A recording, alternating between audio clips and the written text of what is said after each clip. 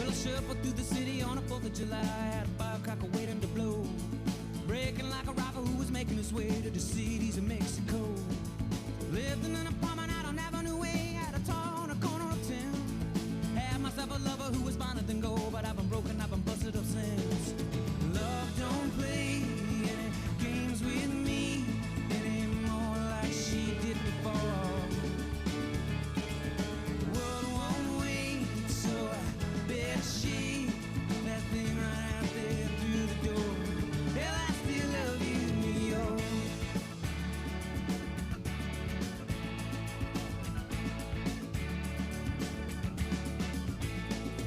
Found myself a picture that would fit in the folds of my wallet, and it stayed pretty good. Still amazed that I didn't lose that on a loop of the place. When I was drunk and I was thinking of you. Every day the children, they were singing the tunes out on the streets, and you could hear from inside. You used to take the subway on the house in the third. I would wait for you and not try to hide. Love won't play any games with you anymore if you don't want them to.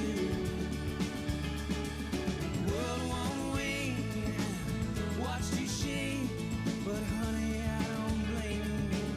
Hell, I still love you, New York.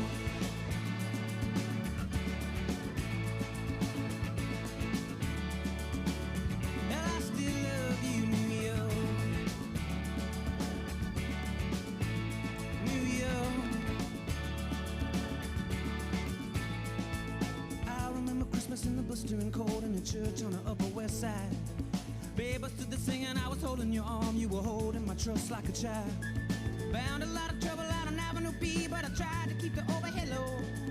Farewell to the city and the love of my life, these we left before we had to go. Love won't play any games with you anymore if you don't want them to. Sweet little she, this old thing out the door, I'll always be thinking of you. Love you though, New York. I'll always love you though, New York. I'll always love you though, New York. I'll always love you though, New York. New York, New York.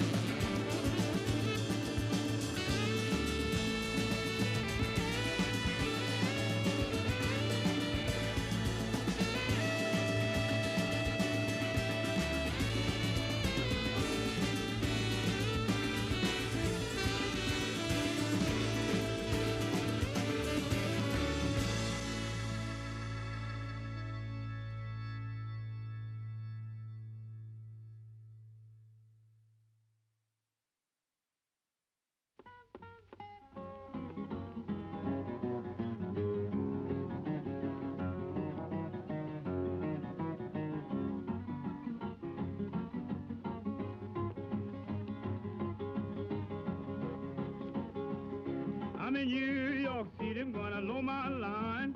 New York City is hard to find in New York City. Ooh, ain't that city? New York City, people got to low my line. It's one thing, folks, ask you to do. Get your bus and ride up Fifth Avenue in New York City. Ooh, ain't that city? New York City, people got to know my line. When you ride that bus, keep it on your mind. Ride that bus that you're gonna cost you a dime in New York City. Woo, ain't that city? New York City, people got to know my line. When it began to get cloudy, it looked like rain. Step down the side, you catch you subway train in New York City. Ain't that city? New York City, people got to know my line. Ever go down in Georgia, I'm gonna walk and talk and tell everybody about the city of New York is New York City. Woo, ain't that city? New York City, people got to know my line. Ever go down in Louisiana, I'm walk and tell, been on the top of town here, and it's called Ellen, New York City.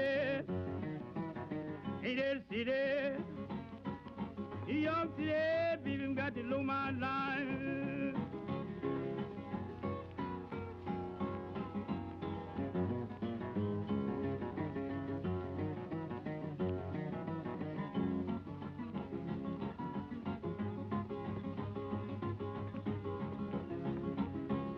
Trains run the ground and they won't keep still. Gonna catch me a train and ride to Sugar Hill in New York City.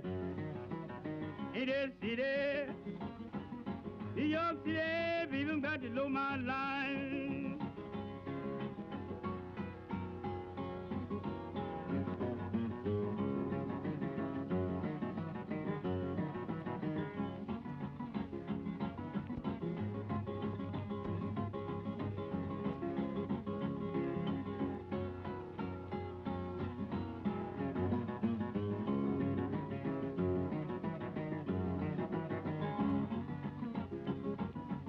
New York City, people got to know my line.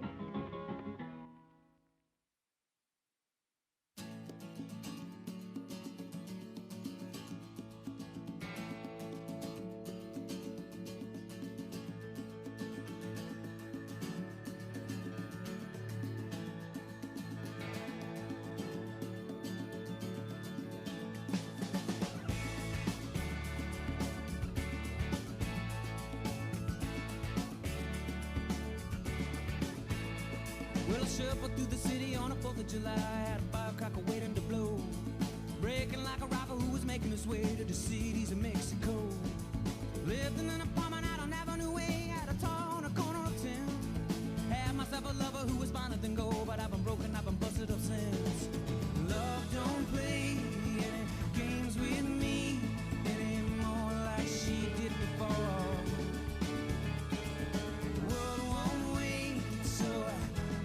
She, that thing right out there through the door.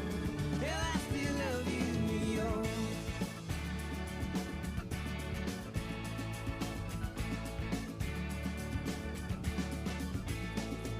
Found myself a picture that would fit in the folds of my wallet, and it stayed pretty good. Still amazed that I didn't lose that on a loop of the place. When I was drunk and I was thinking of you. Every day the children, they were singing the tunes out on the streets, and you could hear from inside. You used to take the subway on the house and third, I would wait for you and not try to hide. Love won't play any games with you anymore if you don't want them to. The world won't wait, watch you shake, but honey, I don't blame you. Hell, I still love you, New York.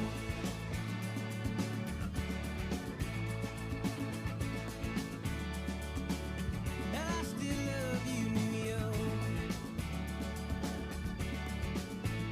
New York. I remember Christmas in the blistering cold in the church on the Upper West Side. Babe, I stood there singing, I was holding your arm, you were holding my trust like a child. Found a lot of trouble out on Avenue B, but I tried to keep the overhead low. Farewell to the city and the love of my life, as we left before we had to go. Love won't play any games with you anymore if you don't want them to. Sweet bittersweet, this old thing out the door. I'll always be thinking of you. I'll always love you though, New York. I'll always love you though, New York.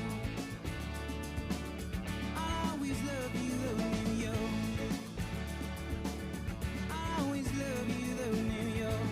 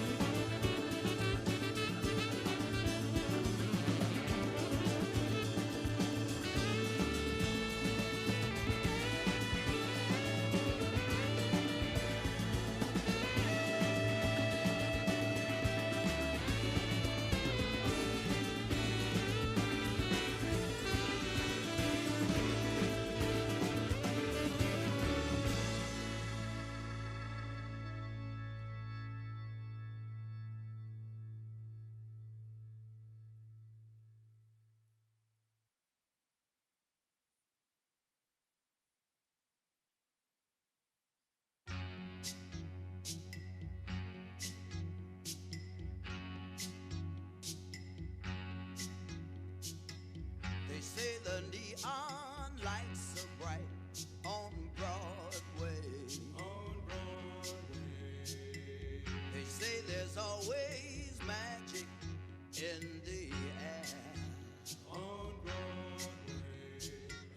But when you're walking down that street and you ain't had enough to eat, the glitter rubs right off and you're nowhere on Broadway. They say the girls are something else on Broadway. But looking at them just give me the blues. How you gonna make some time when all you have is one thin dime, and one thin dime won't even shine your shoe? They say that I won't last too long on Broadway.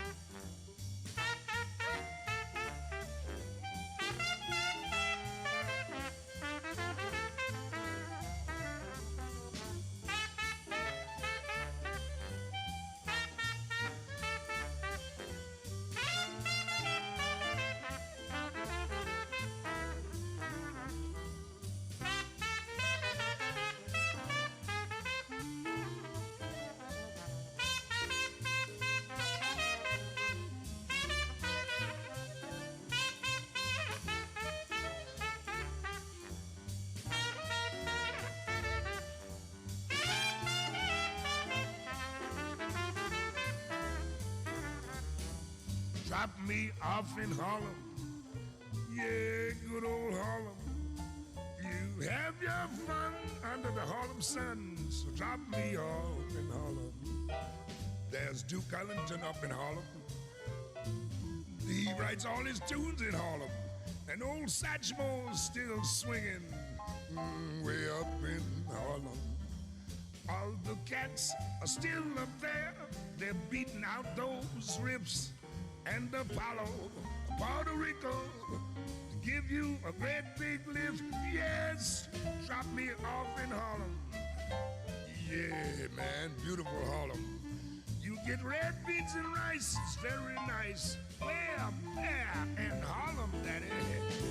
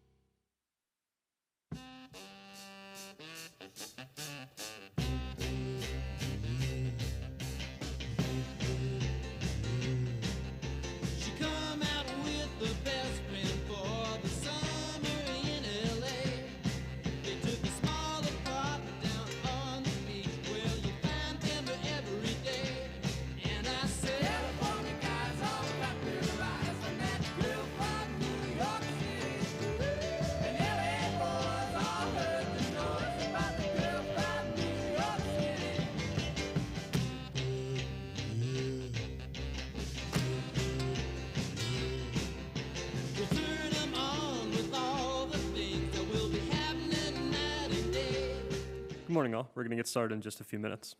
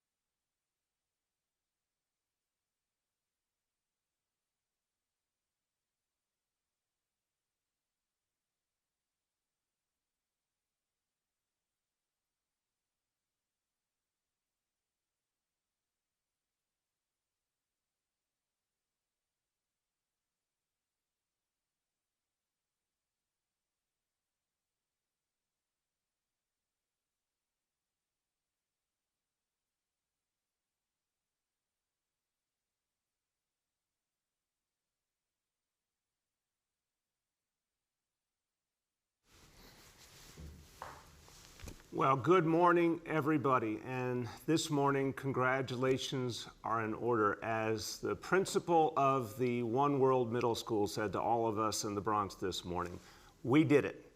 We did it. You did it. New York City did it. This is an absolutely amazing moment, fighting back this pandemic. And this morning, 1,600 New York City public schools open.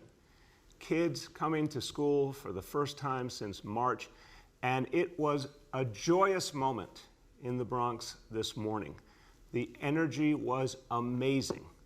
The kids ready to be back in school with their teachers they love, with their friends, parents so happy to see their kids back in school, so relieved. The teachers, the educators, the staff, incredible joy at seeing kids again, at being ready to be there to help our kids move forward. We did it, New York City, and everyone should be proud of this moment. This is an example of what makes New York City great. We did something that other cities around this country could only dream of, because we have fought back this pandemic so well for so long, because we had the will and the focus to bring back our public schools for the good of our kids, our families, and all of New York City. This is a key moment in our rebirth. And a lot of people said it couldn't be done, and it was tough, but we did it, and we did it together. So congratulations to everyone. And this morning, amazing Principal Patricia Wynn, who founded the school 10 years ago. She said she was up at 3 a.m. because she was so excited and so happy to welcome kids back. And she kept telling everyone they should be proud of what they achieved by getting us to this day. And then, as I was leaving the school, she turned to me very purposefully, and she said, "Thank you. Now keep us open, please." And that is the crucial message that I want everyone to focus on, that we're going to work every single day to take this achievement and build on it, to make our schools better all the time, to keep strengthening everything we're doing for our kids and families, and to stay open all the way through. That is the mission. We've got a lot to do, and we have to constantly work at addressing the health challenges around us. But we have achieved something remarkable today, and now we will build upon it. And I want to tell you a beautiful moment with the young woman who is an ambassador. They call them ambassadors at this school. Each grade has a group of ambassadors who greet visitors coming to the school. A young woman named Farhana, an 8th grade ambassador. She greeted me. She had a little speech she gave about what the first day of school meant to her and her classmates. The most important thing she said to me is, "We are so excited to be here together again." That is the spirit of what we're seeing this morning in schools all over New York City. Now, as I said, 1,600 public schools open, over 1,000 community-based pre-K and 3K sites open, all receiving kids today. In the course this week, as many as 500,000 kids will go through the door of a New York City public school program. And that is something that speaks volumes. And I want to turn to the Chancellor now and say this victory was won on the ground in every single school and every single pre-K and 3K center by the educators, by the staff who were working all summer to make this happen, by the parents and the students who kept the faith. But I want to thank the Chancellor and your whole team. And we've spent a lot of time together the last few weeks at the War Room at the Tweed Courthouse headquarters of the Department of Education. And I will tell you, the Chancellor and his team have not gotten a lot of sleep these last weeks. You send them an email at midnight, you get a response at midnight. You send them an email at 7 in the morning, you get a response at 7 in the morning. They have been on it 7 days a week. And this achievement is something you, Chancellor, and your whole team should be very proud of. We got a long way to go and a lot more to do, but this is a crucial moment. Chancellor, please give us an update on what you're seeing today and where we're going. Thank you, Mr. Mayor, and good morning, everybody. Happy first day of school times 3. So we have a lot to celebrate today. As the mayor said, congratulations to our teachers, our principals, paras, school nutrition workers, school safety agents, and most assuredly our school custodians, who have done everything in their power to make sure that schools are open safely and securely and with good sanitation and safety protocols. As of this morning, schools in every grade have opened their doors for children across the city. There's magic that happens in a classroom when you see an adult in the classroom with children, and it's been so uplifting. It's all worth it. All the sleepless nights are worth it. Classrooms and school buildings are buzzing again, and for the first time since March, students are in those schools, eager to learn, and dedicated educators are ready to teach. This is a monumental milestone for our city. I want to thank everybody, and I've just mentioned everybody that I want to thank, but I want to thank parents as well, because you have made it possible for us to reach this point. I also want to thank the incredible and tireless staff in our schools and our central and borough offices who have worked literally night and day throughout the summer, and some of whom stepped up and out of their traditional day-to-day roles to support schools at this moment. Many of them are in schools today, supporting schools and making sure they have the adults necessary to make sure students have a good experience. This wasn't easy. No one knew the challenges that this disease would bring and the grief and sadness that we've all had to grapple with. But finally, our students, despite so many challenges and obstacles, proved that they can persevere and take learning to new heights. I also want to thank my fellow New Yorkers. We are the only major school district in the entire country to safely reopen our schools for in-person learning. Now think about that for a minute. The largest, most complex school system in America is the only one that has opened their doors for in-person learning. This is a testament to my fellow New Yorkers and following the medical advice to make it possible for us to do this. I want to emphasize how crucial physically being in school is for our families. I've shared before the stories of children, and some of whom haven't had a stable environment at home, but have that in their school homes. This is critically important, especially for our most vulnerable children. Our school community is sometimes the steadiest part of their lives, and we have the people and the resources that they can rely on. These were the children that the mayor and I were constantly thinking about while school buildings were closed. And I know that our educators and administrators were too. They've told me about their stories and what they hoped for their children. Seeing the faces of our children light up when they're reunited with their peers and their teachers and the principal was a joyous experience that should serve as a reminder to all of us why this past week has been so important and why our hard work has been worth it. As I said earlier this week, despite all that's new about this school year, one thing never changes. The health and safety of our students and staff and the academic excellence for every student remain our highest priority.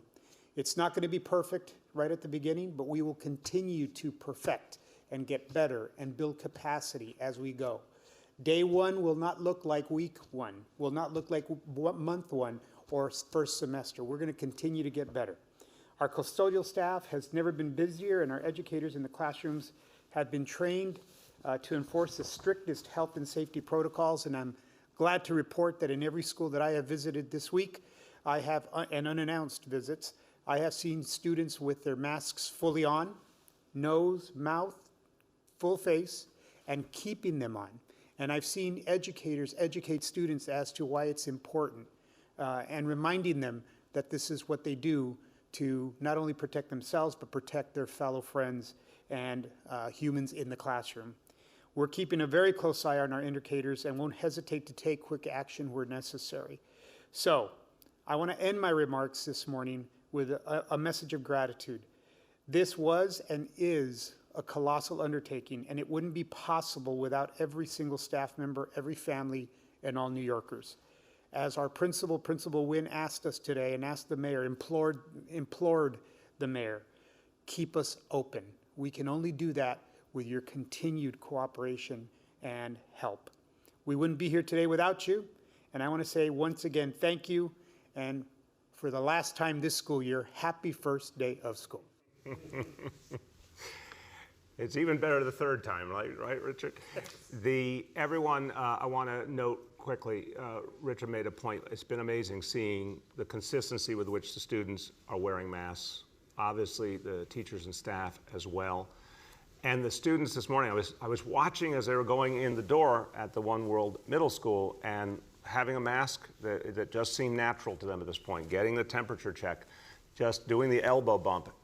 Kids are so adaptable, and it's been amazing to see how they've gone with it, because what they cared about was getting in the door, seeing their teachers, seeing their friends, feeling a little bit more like life was getting back to normal. the energy of being in school. A lot of the kids said they were tired of being cooped up at home. They wanted to get away from a screen. They wanted to see actual friends and teachers and human beings. And it makes all the difference in the world. And the energy of the teachers is astounding, and it communicates immediately to the students how important they are, how valuable they are, how much potential they have. That's why, among so many other reasons, it was so important to get our kids back in school. But yes, congratulations to everyone. Special shout out to everyone at school facilities and school construction authority, all the folks who've done amazing work to make sure the PPE were there, all the custodial teams in the schools who are doing great work keeping the schools clean and ready. A Herculean effort, but you can see across the system it is working. Thank you to the school bus drivers, thank you to the school safety agents, to the crossing guards, to the folks who work in food services. Everyone is contributing to this amazing victory today, and our educators, thank you for sticking with it, and thank you for the joy and the passion you bring to this work. So now let's get on with moving forward, and one of the things we need to do to move forward is make sure that we have rigorous and consistent testing for the coronavirus in our schools every month. So a reminder to all parents, please fill out the forms authorizing the tests at the school for your kids on a monthly basis. This is going to allow us to keep a constant eye on what's happening in each school and make sure we can keep everyone safe. So we need all families involved. If you have any questions, you can talk to the school and we will get you the answers you need in whatever language you need it in. But those consent forms have been sent home. We are going to start testing next week. And again, a reminder to parents, and I'm saying this as a parent, there's going to be real questions, understandably. Is it free? Yes, it's free. Is it quick and easy for your child? Yes, it will be at the school building or right near the school building. Is it going to be that long instrument that goes up your nose? No, it's the new version that's basically like the equivalent of a Q-tip going around your nostril. It's simple, it is not invasive, it's quick. It takes literally seconds, and then your child goes on their way. You get the results for your child, and we all get to know what's going on and make sure we're moving forward safely. So please, parents, fill out those forms. Let's get them back right away. Okay, now, that's tremendous good news, and it's the most important news of the day. But we also have to obviously deal with the challenges we're facing now in 10 zip codes around the city. And these are real challenges, and we're taking them head on. We're going to go over the indicators and what's happening on the ground in these communities. 10 zip codes where we have a clear problem. We have a group of other zip codes where we have concern, again, against the backdrop of 146 zip codes total in the city, and overwhelmingly, the rest of the city is doing very, very well, and the numbers show it. But we've got real work to do, so let's go over these indicators. First, number one, daily number of people admitted to New York City hospitals for suspected COVID-19. That threshold is 200 patients. Today's report is 75 patients with a confirmed positive rate for COVID of 22%.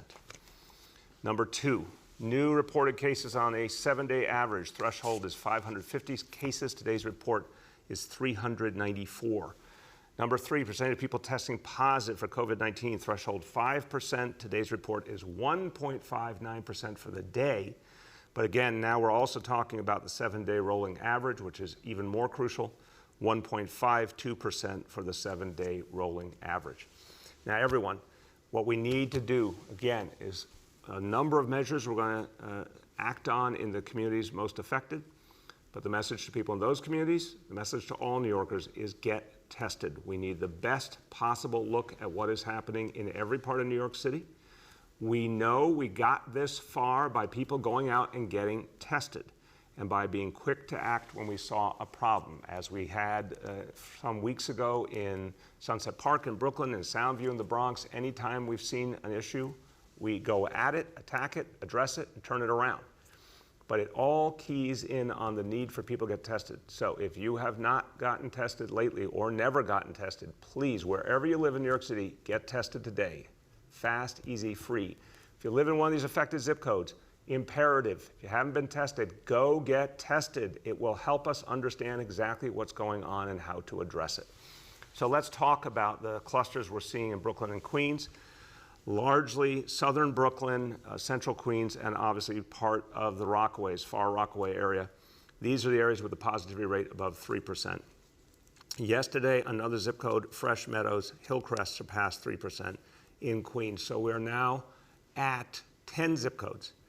We have been watching carefully some other zip codes. Williamsburg in Brooklyn had been low. We have seen an increase, but not yet over 3%. We're watching that carefully. A lot of action on the ground in Williamsburg to address that.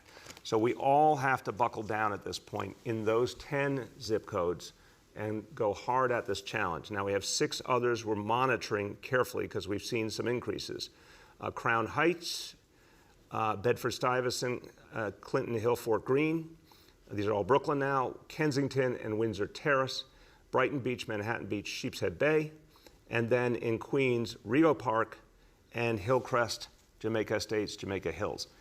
These zip codes we're keeping a close eye on and sending more support into, but again, the same message for people who live in these zip codes. Go out, get tested right away. Obviously follow all the basics, the face mask, the social distancing. We need that. Now on the ground, in the 10 zip codes right now, 1,000 city personnel who have been out there doing education efforts, free mask distribution, inspections, huge amount of masks distributed. Schools were visited, non-public schools were visited, businesses were inspected, 130 warnings issued yesterday, 16 violations. So again, the warnings, if not heeded, lead to violations and can also lead to the closure of a school or business.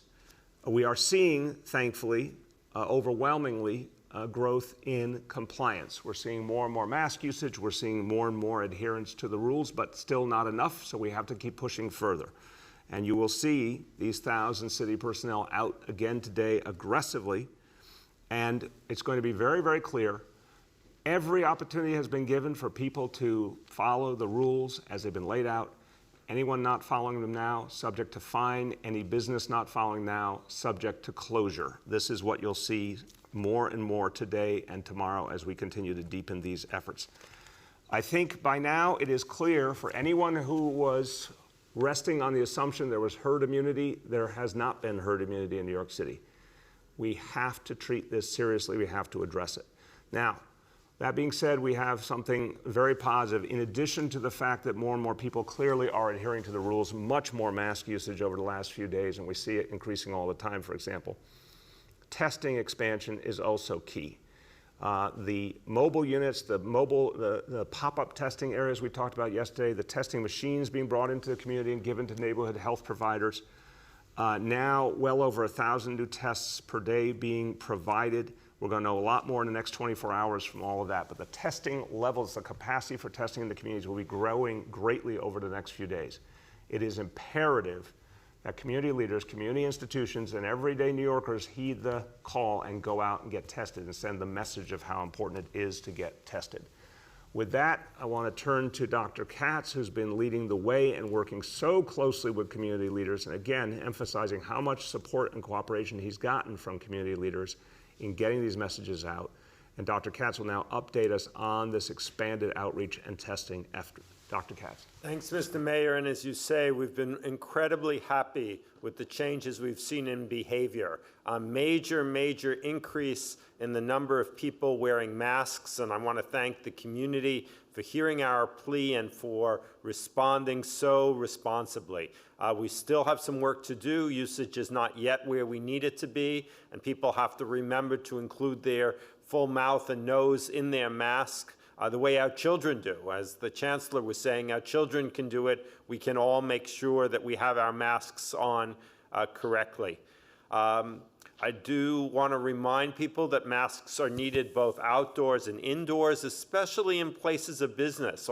Many stores in our city are small stores. There's not a lot of room. It's important that people have the masks so that we don't infect each other or the people who work there. Wear a mask when shopping for groceries at the department store or picking up takeout. It protects the workers and other customers. This Friday begins the celebration of Sukkot, It's a very important holiday in my tradition. It's a time when typically we want to spend with both our family and other families. Fortunately, the Sukkot itself is typically outside. There's no roof because part of the celebration is being able to be directly under the stars. But it's very important that if families are coming together to enjoy being in the Sukkot, that they are not huddled in one part of the Sukkot together. When my family of 4 eats with other families, it's always outside, and it's the 4 of us on one end, a big space, and the other family at the other end. And it does not prevent us from having a great time. It's good to be near the people who are part of your own pod, but it's good to keep a distance from people who are not part of your own family. We can still enjoy each other's company. We can still tell stories together. We can listen to music. We don't have to be all in one spot. We can wear a mask whenever we're not eating. If we do those things, we'll be able to still enjoy our festival without risk of infecting anyone. Our teams are out there distributing masks, palm cards, and sanitizers. You'll find them in the Borough Park Library in Fort Hamilton, out in the Rockaways, and several other places. Our 11 mobile testing sites have been busy, continue to test hundreds of New Yorkers every day. We started our first block party yesterday, and I expect it to get busier as the neighborhood learns about it. At full capacity, we'll be able to test 500 people a day, and when all 6 sites are up and running, we'll be able to test 3,000 people a day. I thank all the community groups who are working with us that are distributing face coverings and giving people the necessary literature. We know that neighbors and peers are credible messengers, and we are grateful for their help in spreading the word to community members. We're going to keep taking all these actions. Again, thank the mayor for giving us the resources to do this so that we can protect all New Yorkers. Thank you. Thank you very much, Mitch, and thank you again for your leadership and all the efforts, everyone at Health and Hospitals, Test and Trace, Department of Health, everyone who's out there getting the testing done and getting the word out to the community. And thank you again to all the community leaders who are helping us do it. All right, one more update on another topic, and this is again crucial to New York City and our future for the next decade, the census. So we had a major victory yesterday. The Ninth Circuit Court, federal court in California, affirmed that the census count should continue into October. So we've had now 2 federal court decisions in favor of going back to the original deadline at the end of October. The courts are being consistent. President Trump is still trying to block this action. We expect him to try and appeal further to the Supreme Court.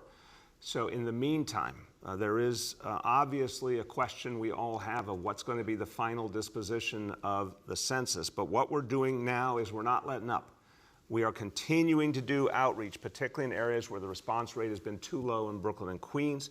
There will be continued outreach efforts at least through Monday. The phone banking, the street efforts. We still have an opportunity to drive our number up and ensure New York City gets its fair share of representation and federal resources, and we're going to need that more than ever.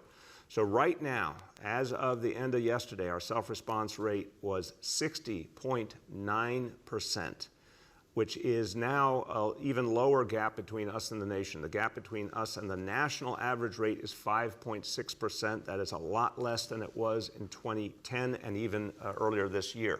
That gap is crucial because remember, the results are comparative. The better you do against the national average, the more resources you get.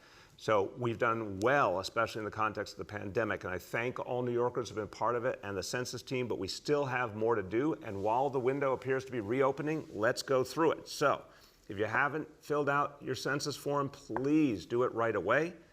If you get a knock on the door about the census, answer it. It is crucial for this city.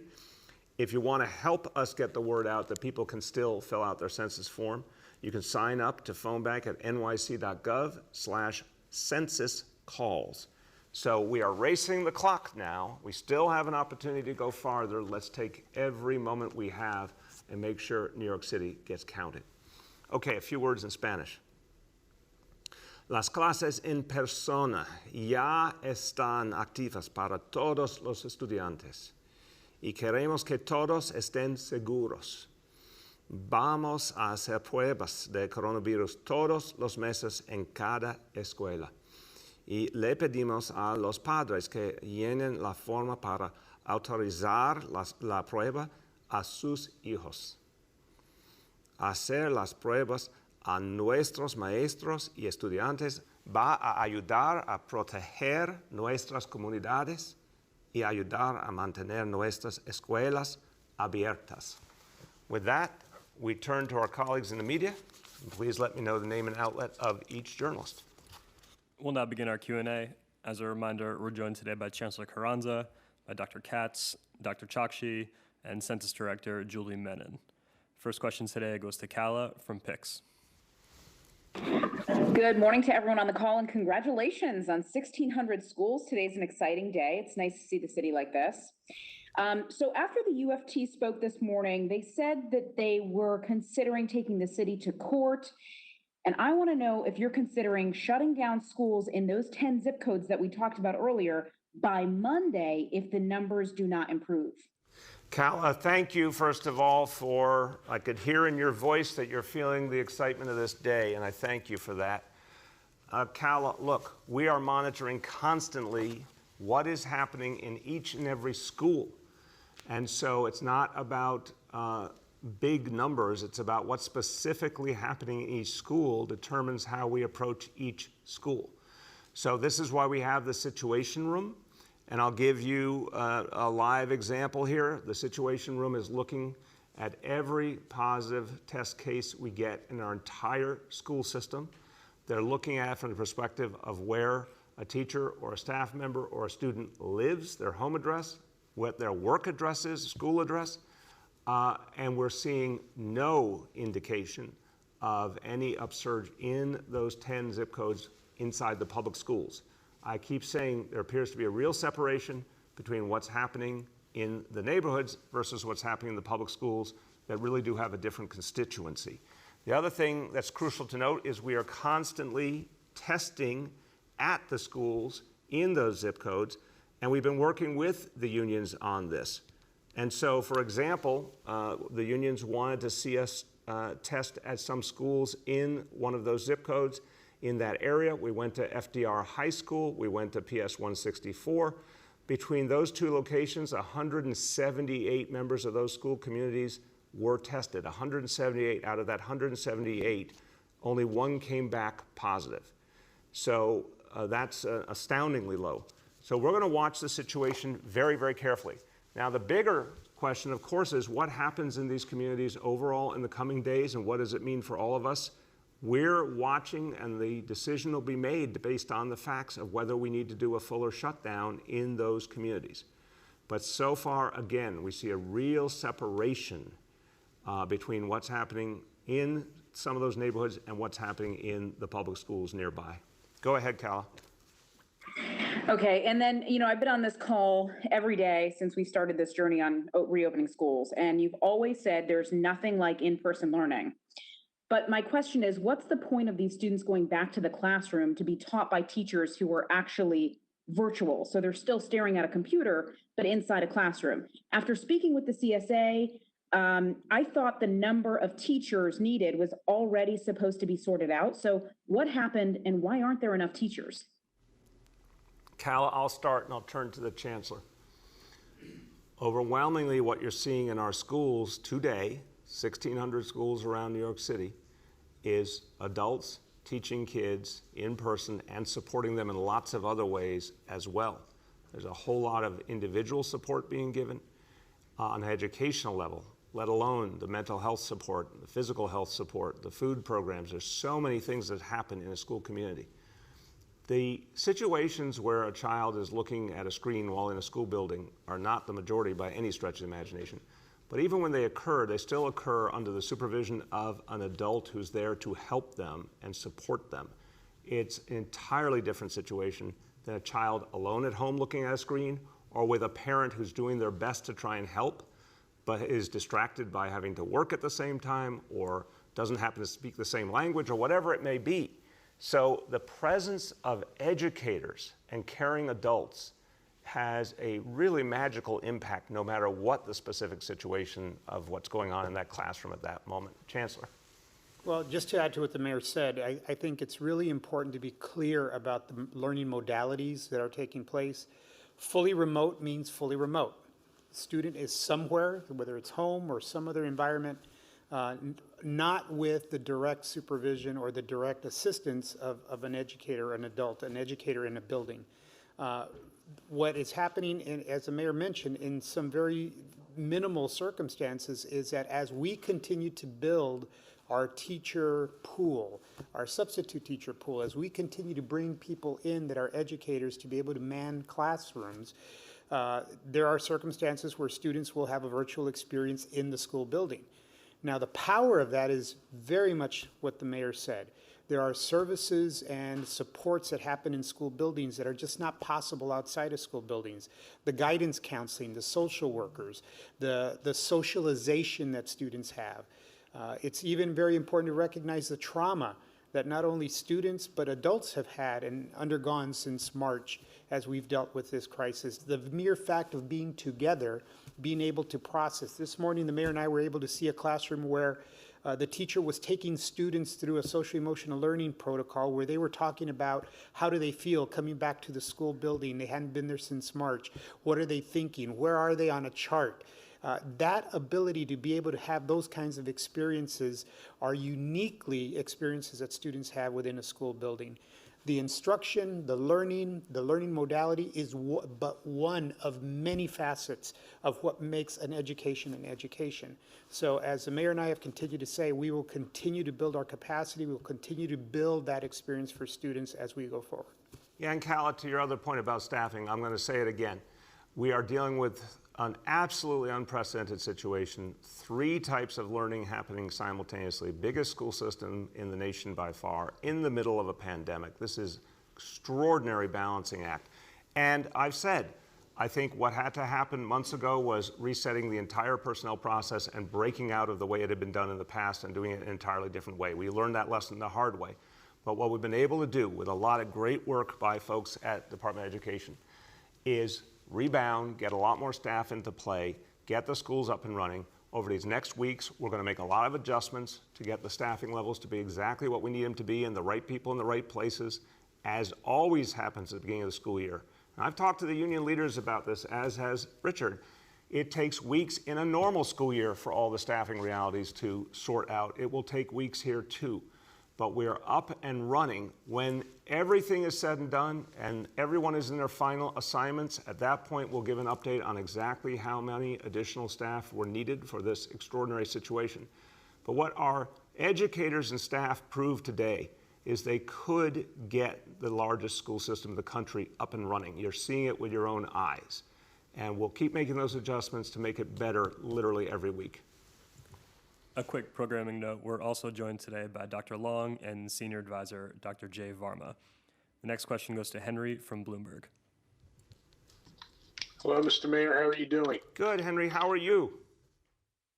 I'm okay. I spoke to Avi Greenstein in Borough Park, rabbi who is the executive director of the Borough Park Jewish Community Council, because they're having a mask giveaway, and it's being done completely by themselves with a donor who paid for 400,000 masks to be given away. And he says he's had no contact with any senior official in your administration.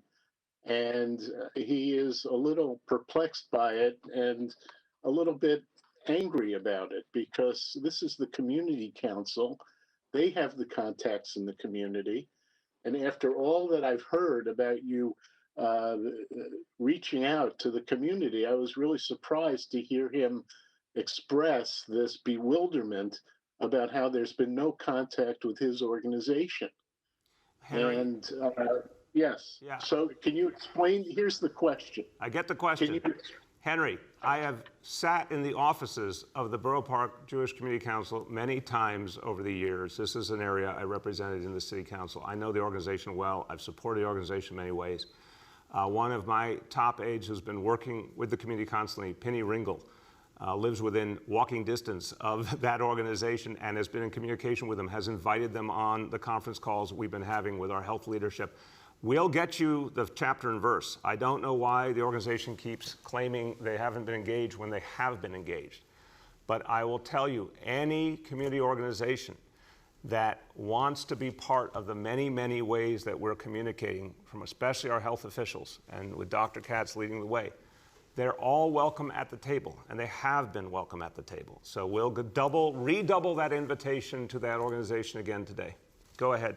Well, then you're basically calling him a liar. But he's Henry, don't put words in my mouth, respectfully. I'm saying there has been outreach. We asked the question when this was raised previously, and again, the liaison to the community who lives in Borough Park affirmed that he had personally outreached and invited them into the calls we were having.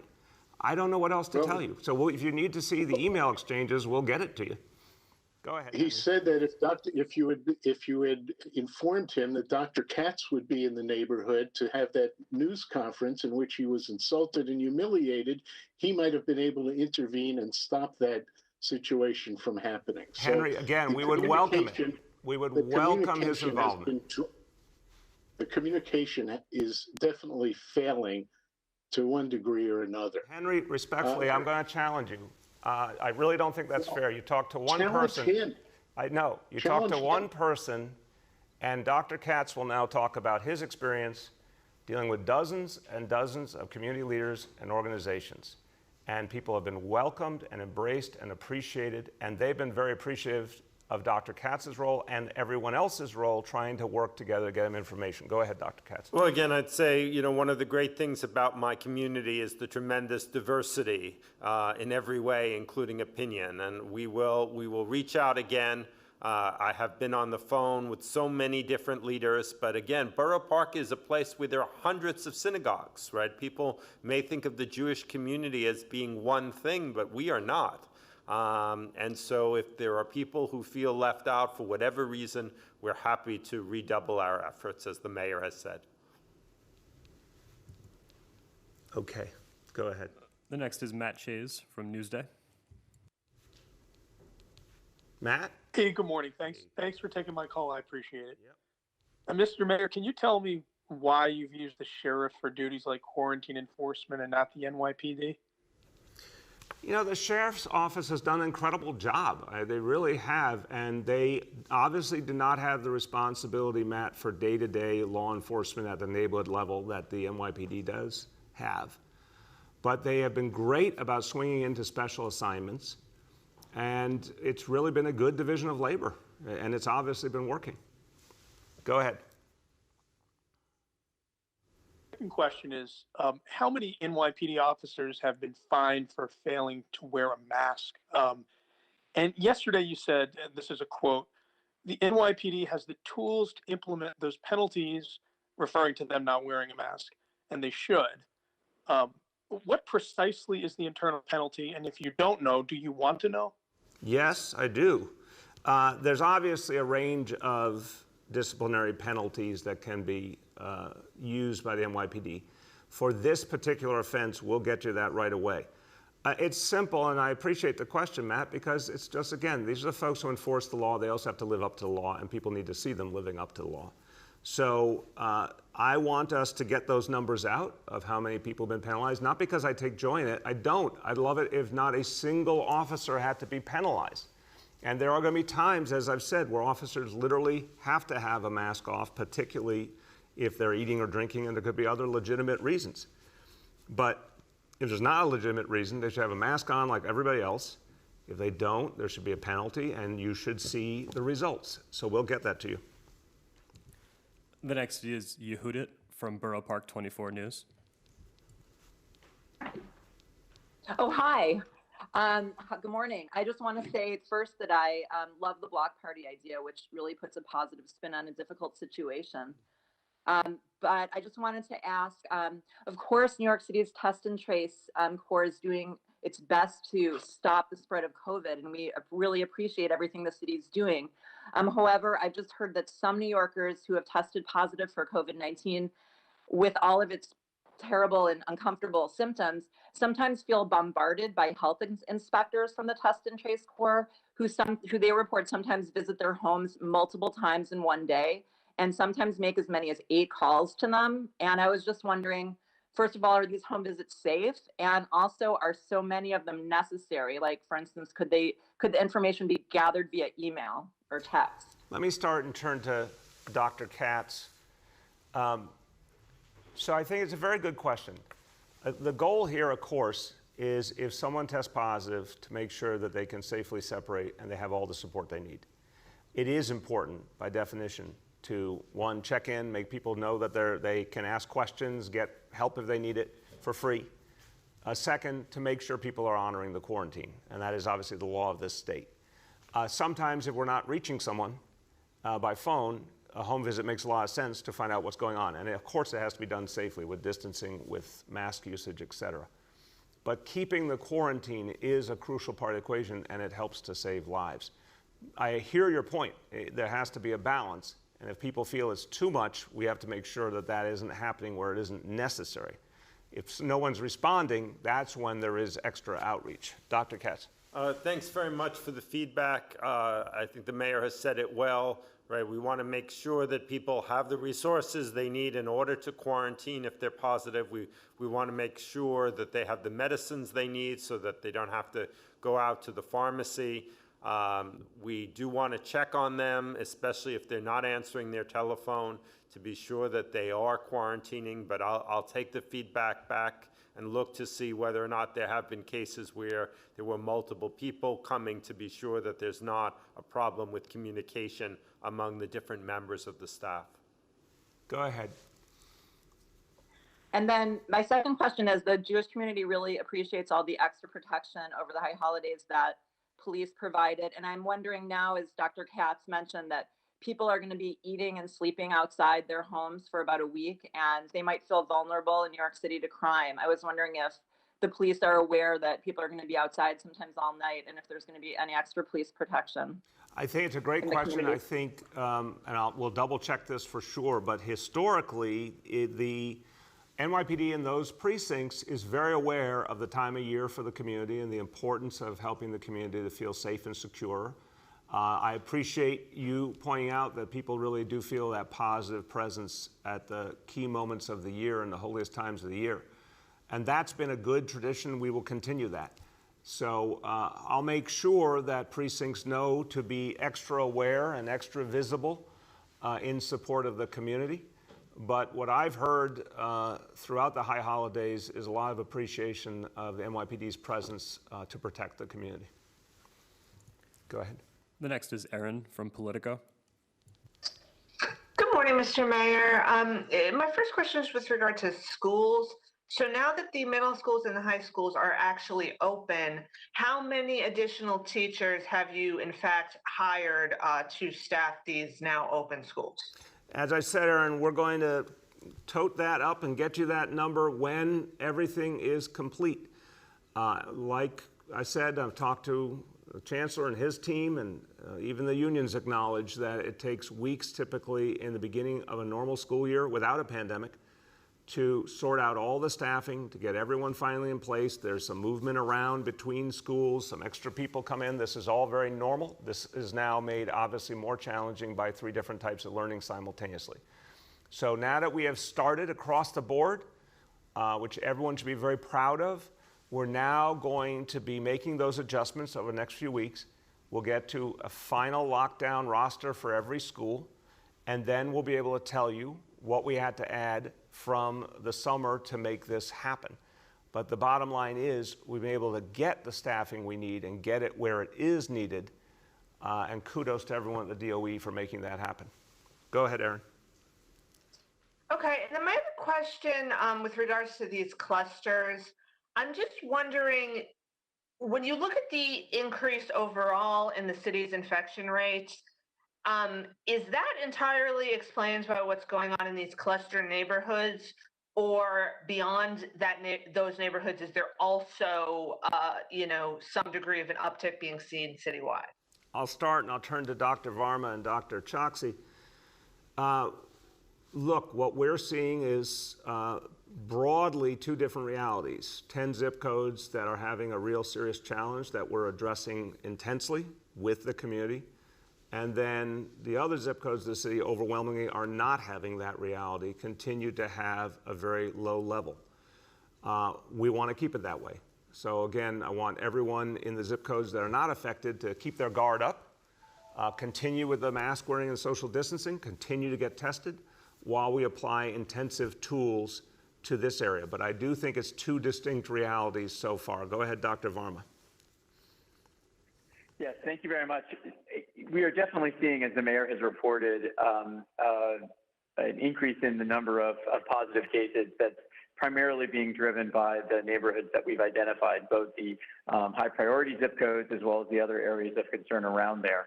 As people know, during the period before this recent increase in cases, we had somewhere around 200 to 250 new cases every day, and that number has increased considerably. We continue to work vigorously throughout the city to keep those case numbers down as well, because obviously we are quite concerned that even if the problem is primarily occurring in selected areas of the city, we're all connected. We all breathe the same air, we do business with each other, we see each other in other places, so we have to maintain vigilance everywhere we are. Dr. Choksi. The only thing that I would add is that when we look at the numbers, the 10 neighborhoods that are of greatest concern represent 27.5% of the new cases over the past 2 weeks citywide, while they represent about 7.5% of the overall population of the city. So primarily it is concentrated in the areas of greatest concern. But as Dr. Varma has said, we want to bring this concerted focus to those areas to prevent further spread across the city. Thank you. The next is Sydney from Staten Island Advance. Hey, Mr. Mayor, at this point, do you and the Chancellor know how many schools will have students return for in-person learning but taught by a teacher remotely who isn't in the classroom and they're listening to them on a device, like what's going on at Tottenville High School and Wagner High School on Staten Island? And will this in-person virtual setup be the norm for certain schools for the rest of the year? Basically, the answer is no, Sydney. This is something we continue to work on as we bring in more staffing. I'm not saying it won't ever happen as needed, but I want to be very clear. The goal is to keep staffing up to help every school get to the point that it can do the maximum in-person learning directly with educators. When they do need to turn to a virtual approach, even with the kids in school, we're making the point that there's still a lot of adult support, educationally and otherwise, being provided to those kids in the school. But the goal is to keep providing the staffing, keep increasing the amount of in-person learning, keep increasing also on the remote side the amount of synchronous learning. All this will build up over the coming weeks. Chancellor. Just to add to what the mayor said, that these are the exceptions, not the rule. And again, schools have differing circumstances. So I actually applaud the principals in their ingenuity and creativity in making sure students are going to have instruction and that it's content-specific instruction that's high quality. Again, as we continue to build our teacher pool, you're going to see even in those situations where that'll be mitigated. But this is not what we want. This is not going to be the standard. And again, this is the first day. And it'll look very different as we go forward. Go ahead. Yeah, you didn't say how many, roughly you think are, doing this type of setup. Can you answer that? Chancellor, if you have that at your fingertips, otherwise we'll get that back to you. No, again, this is a first day, so we're working with our superintendents to gather all kinds of information, including the innovative models that are being used across the city. So we'll have more to say about this later. We have time for two more for today. The next is Reuven Blau from the city. Hi, Mr. Mayor. Thanks for taking the time to talk to me. I really appreciate it and to take our questions. Thank you, Ruben. How are you doing today? Good, good. How are you? Good, thank you. Good day. I've got a little bit of a longer question, and I hope you can take patience to listen to this one. I'm not sure if you're familiar. John Burns was under investigation. Question about John Burns, and I just want to list a couple facts before sort of asking the question. He was under investigation for months when he was reappointed for a second five-year term at Oath.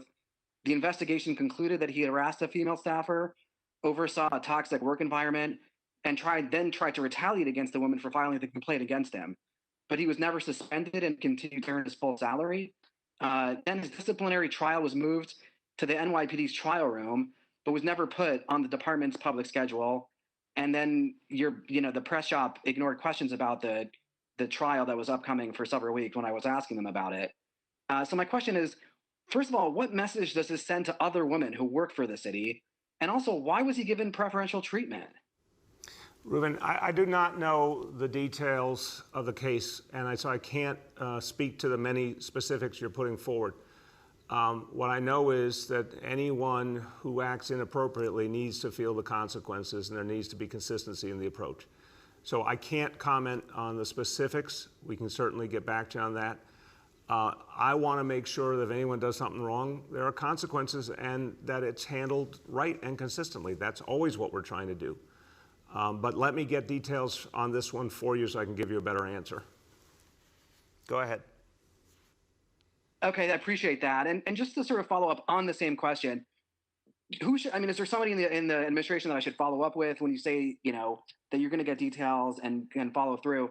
And also, I'm just concerned, or just wondering why there was sort of this cover up. I mean, obviously, he's somebody who you've known for a long time, and people are saying that they think that it's because of your close affiliation with him. He was given this preferential treatment. Again, you're using, and you have every right to, but I want to call out words that are, value judgments or editorial comments that I don't know the facts of and I can't affirm. We don't believe, we would not allow a quote-unquote cover-up. There's no quote-unquote preferential treatment. I don't believe in those things, and my team doesn't believe in them, and we don't allow it. These issues are governed over by the law department and the counsel's office. And they are rigorous, and they treat these situations very seriously, and they're very focused on ensuring there are consequences for anyone who does anything wrong, and then it's all quite divulged on a regular basis. So I just don't agree with your characterization broadly, but again, we will get you the specifics. The folks who have the details are the law department and the counsel's office. Last question for today goes to Christina Vega from Chalkbeat. Hi, Mayor. Thanks for taking my question. This is for you and the Chancellor. Typically, schools release attendance data daily. We haven't seen any so far for this week. Anecdotally, at the schools that we've shown up to, we've seen fewer kids than expected. So are you worried about attendance? When will we see numbers? And is it possible that parents aren't filling out remote-only forms but not showing up? Okay. Not worried, Christina, and I'll turn to the Chancellor, but I want to give my personal frame. Not worried because we're in the middle of an absolutely extraordinary moment. And again, I want us to separate business as usual and a normal school year from opening the largest school system in the country in the middle of a pandemic. It's two different realities. So what we're going to see here, we have been seeing, is getting the attendance information, making sure it's accurate, getting it out is slower than it's been in normal situations. We've obviously got multiple levels of attendance that have to be taken between in-person, blended at home, full remote. It's a much more complicated reality. We want to get these numbers right. It's going to take more time than usual. So I'm not worried because I think everything will sort out over the next few weeks. I think it is natural, as a parent myself, it's natural that some parents are waiting and seeing. They want to watch how the first days go before they make a final decision what to do. I also think it'll be natural. I've talked to a bunch of parents who, as they've seen these first stages of schools, are starting to say, so when do we get to opt back in if we want to? And I think that's going to be a big discussion toward the end of this month as parents have that opportunity for their kids to come back in. So what we all have to have, in my view, is a little bit of sense of kind of the organic reality. Parents will watch for the coming days and weeks and then make more decisions.